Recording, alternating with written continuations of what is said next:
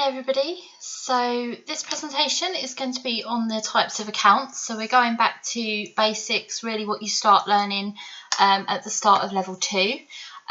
So this will really give you a good understanding of the types of accounts, which will hopefully, if you really practice it and get your head around what things can fall into different accounts, then when you start to apply it into your double entry a bit later, then it will come a lot easier to you.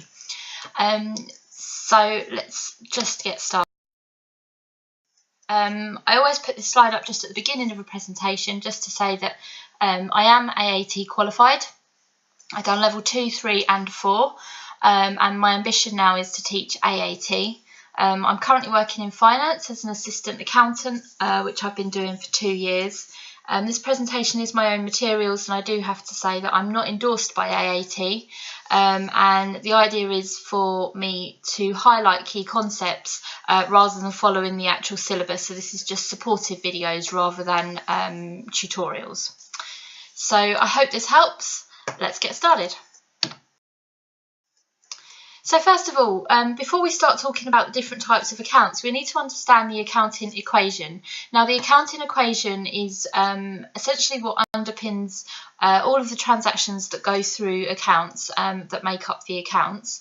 And it really is the centre of all the accounting entries. So you'll see in a second that a transaction on one side will also affect something on the other side. So here it is, capitals equals assets minus liabilities. So we're going to go into what each of those mean, what's capital, what's assets, what's liabilities, when we talk about the different types of accounts. But just first of all, we're just going to focus a little bit more on the accounting equation and just understand what that means for when you're, entering your transactions into the ledgers. Okay, so there we go, that's our equation. So the meaning of this then, so the meaning is that the amount of capital in the business will always be equal to the amount of assets owned by the business, less all of its liabilities. It means that the amount of capital will fluctuate, and the end result of it is that there will always be a dual effect for each accounting entry made. So let's just think about that. So if we've got that your capital is assets minus liabilities, that means should your assets increase, your capital is also going to increase. Okay, so let's put that in a little bit more detail, sort of a little bit of an example. So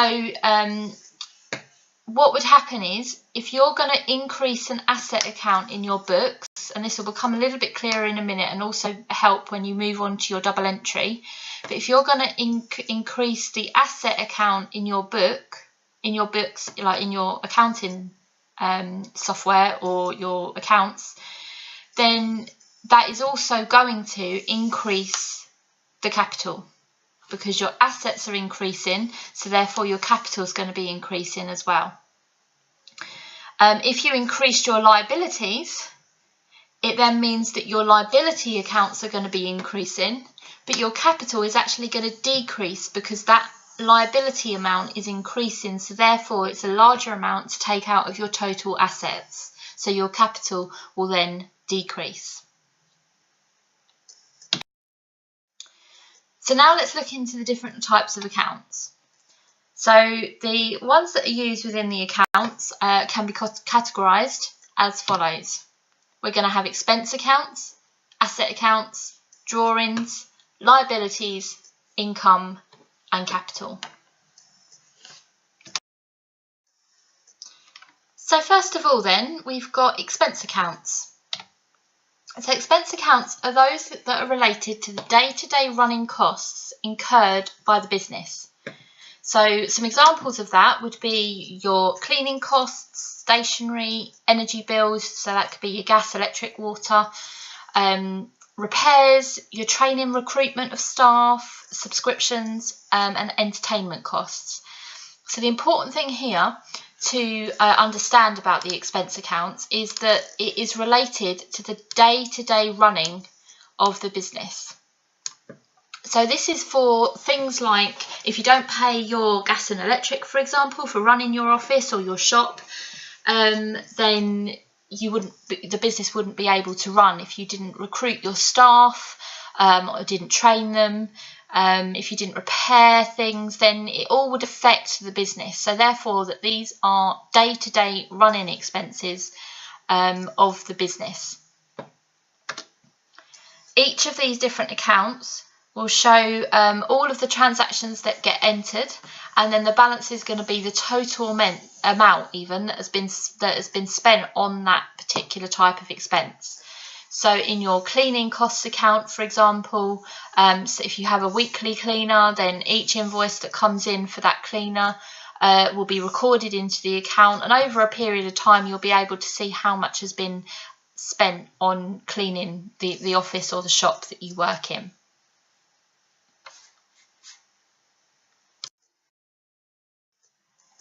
Okay, so moving on then to asset accounts.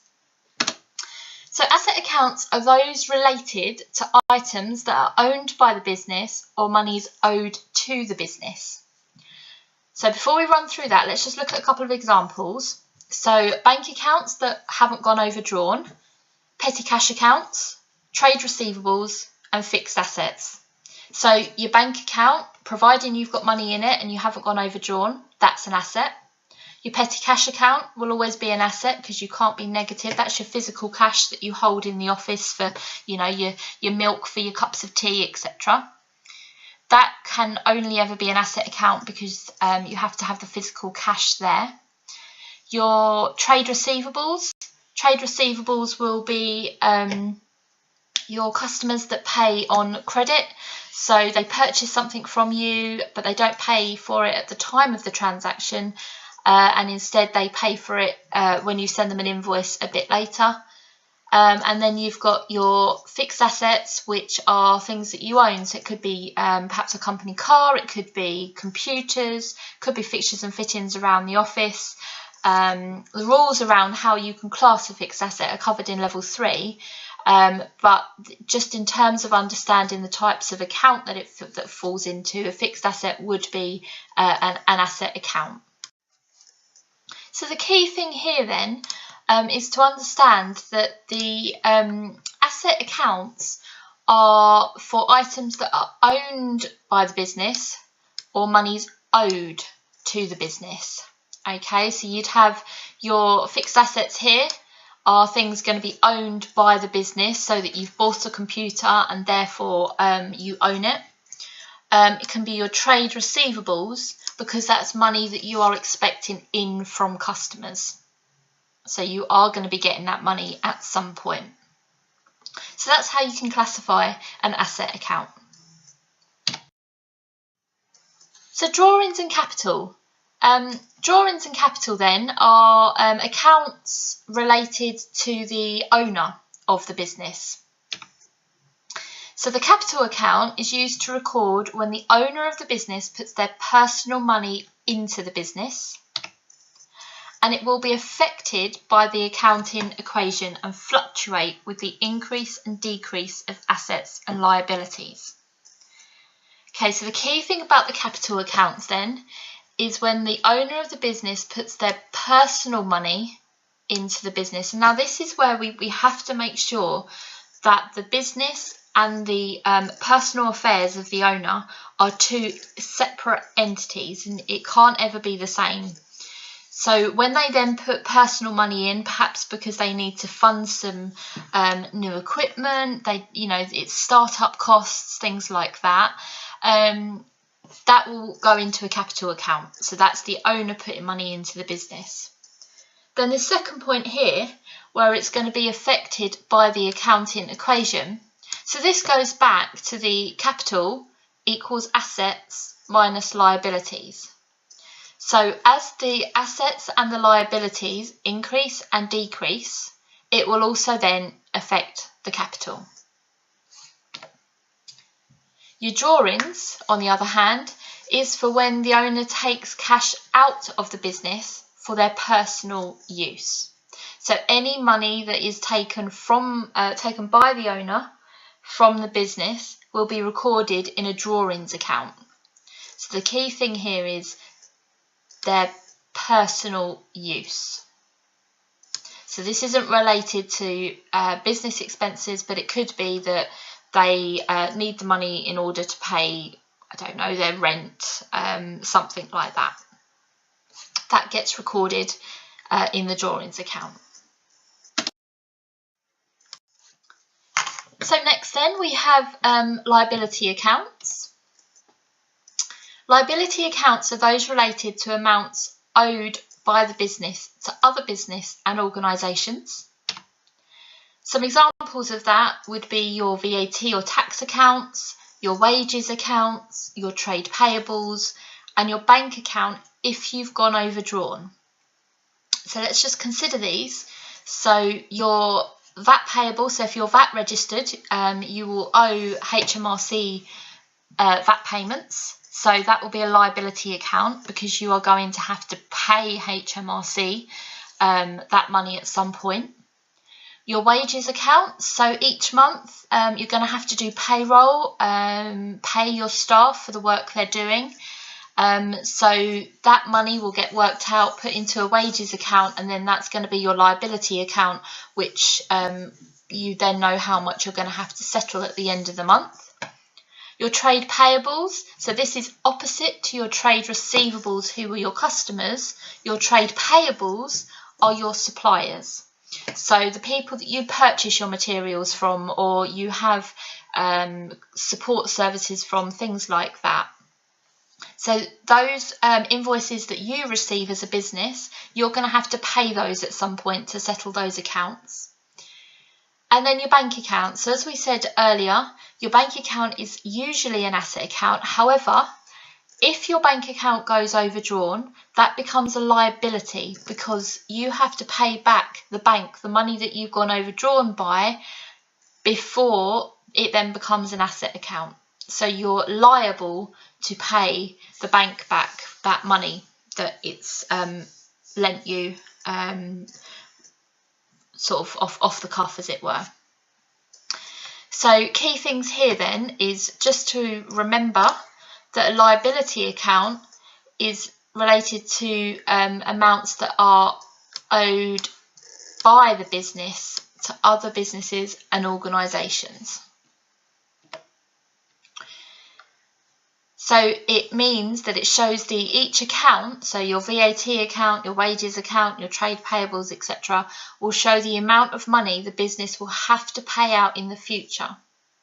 And then when you pay that out, the amounts in those accounts will then decrease. So it's really important.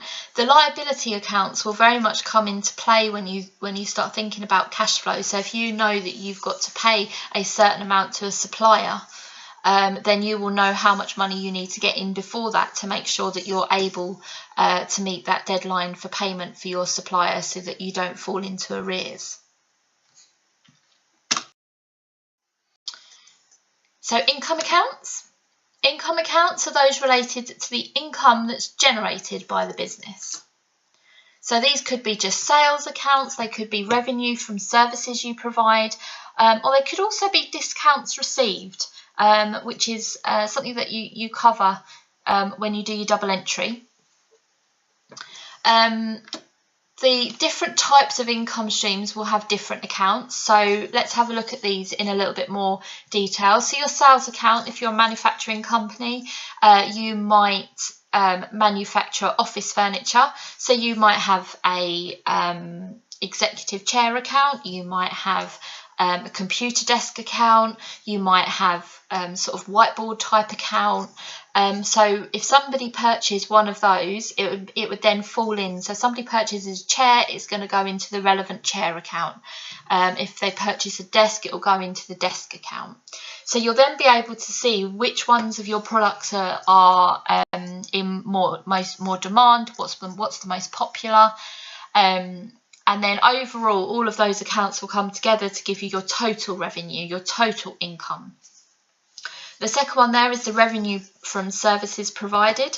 So if you're if you provide support services, so for example, perhaps you are an IT company and you provide help desk support remotely, you could have various different income streams from the different services that you provide. You might provide first line service where it's just the basics, or you might provide something like total support, so any kind of breakdown or small query, or perhaps someone's struggling on Excel. So all of those different types of things you will then be able to categorize and then see the total amount of revenue that's been earned through that particular income stream.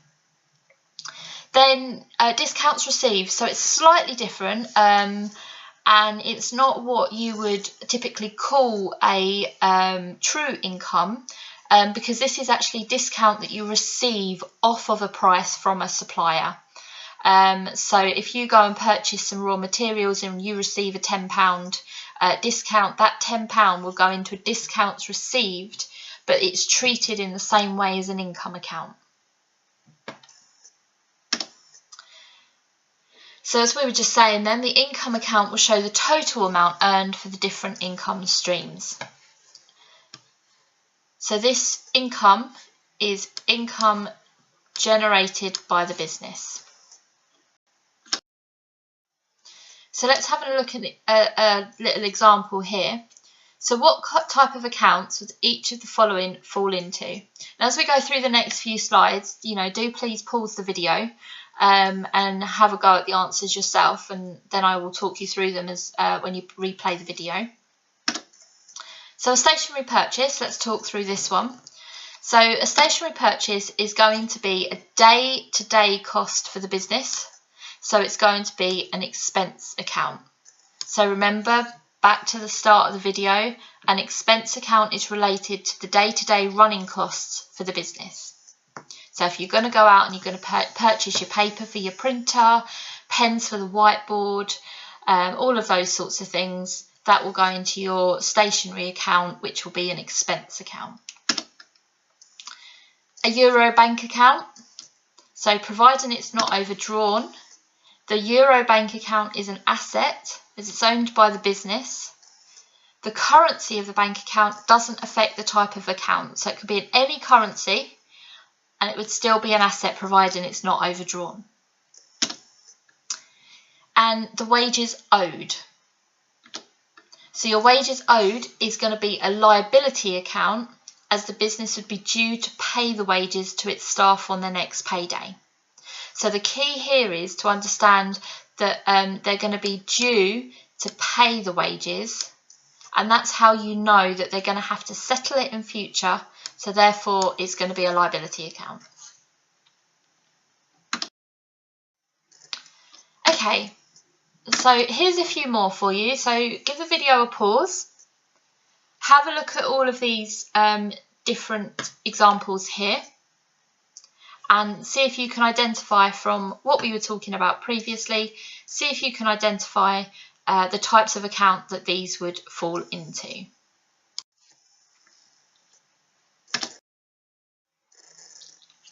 Okay, so on the previous slide then, we had a few examples that you could have a chance to go through. So let's take them one by one. A GBP bank account. So this is going to be an asset, providing it's not overdrawn, because again, like my example, the Euro bank account, it doesn't make a difference what currency it's in, providing it's not overdrawn, then it's going to be an asset. The owner giving money to the business.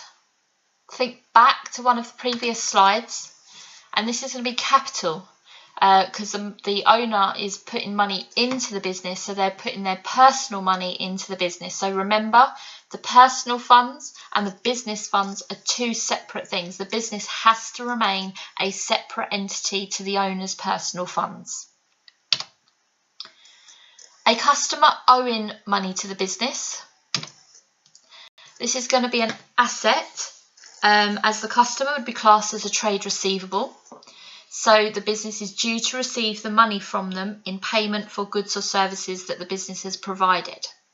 So remember, the key thing here is when you're reading through this, is that a customer is owing money to the business. So this to here, this is a really important word. And the reason that it's an asset is because we're due to receive money from them in payment for goods or services. So we know that money is going to be coming to us because we've invoiced that customer. VAT due to HMRC. So it's going to be a liability because we're going to have to settle that. We're going to have to pay HMRC the VAT that's due to them. Money taken out of the business by the owner. So this will be drawings because they're taking money out for their personal use. So it's not related to the business. They're not going and purchasing something for the business. They're taking it out for their own personal use. Sales of baking products. So this would be an income account as it's revenue received by the business. So they're generating this money, these sales, and as they continue to sell their baking products, that baking products account is going to continually increase. So it's going to be an income account. And then cost incurred for cleaning office windows. So just like our stationery, it's going to be an expense account as the business is paying for the contractor to clean their windows. So it's just all part and parcel of the running of the business. It's the operational expenses of the business. If you're a shop, obviously you wouldn't really, your sales may be affected if you had dirty windows, you know, with grime or sort of sticky stuff left on from promotions, etc. Or it could be that it gets really dark so people can't see in at night, that kind of thing. So by not cleaning them, you could be affecting business. So therefore it's just a day-to-day running expense of the business. So then the final thoughts then for this presentation is to understand the type of account you're working with is a key concept that's going to help you understand the process of transactions. If you can really get your head around whether it's a liability, whether it's income, capital, etc., then when you come to apply things like dead click, when you're doing your double entry, which is covered on another video, then it will help you then be able to identify the correct entry that goes into the account. So that's what I've just said there. So when you come in to do your, if you haven't already had a look at your double entry, if you start to identify your accounts and you understand what's an asset and what's a liability, you will then be able to apply the dead click theory a lot easier, and therefore your double entry element is going to come a lot quicker and a lot easier to you. Because remember, for every transaction there will always be two entries to be made. And then just in sort of to try and kind of sort of further your thinking, this is something I done when I first started level 2, and I was kind of just trying to understand the different types of things that go into finance, that go into accounting. Have a look at your personal life. You know, have a think about if you were a business, then you know, what expense accounts would you have? So you do your day-to-day shopping. You might have electricity bills, etc. for the home that you live in. You've got to pay your water, your council tax, that kind of thing. Would you have any liability accounts? Have you got a credit card? Is your bank account overdrawn? Perhaps you've got store cards that you need to pay off, that kind of thing. What would your assets be? Well, if your bank account's not overdrawn, that's going to be your asset. Perhaps you've bought your own house. Perhaps you've got computers, televisions, all sorts of fixtures and fittings in your home. And what would be your income account? So for most people, it would be a salary from employment. It could be that perhaps you've got a hobby on the side that you get a small amount of money from each year. So just have a think about your personal life, and you might find it just helps you to identify the accounts and really solidify what it is that you're learning. And finally, as I always say, just keep practicing, keep applying the knowledge that you're building. I can't stress it enough, practicing any module of AAT is really, really important. And in particular with this, the more you practice applying it, then the quicker that the identification of the account will become second nature. And that will then help just with the processing, and also build your confidence as well. So keep practicing, keep going, because at the end of the day, the more work you put into AAT, the more you really will get out of it. I hope that's been helpful. It's a short video this time, so keep an eye on the page, and I will keep uploading videos as and when they're ready. Thanks very much.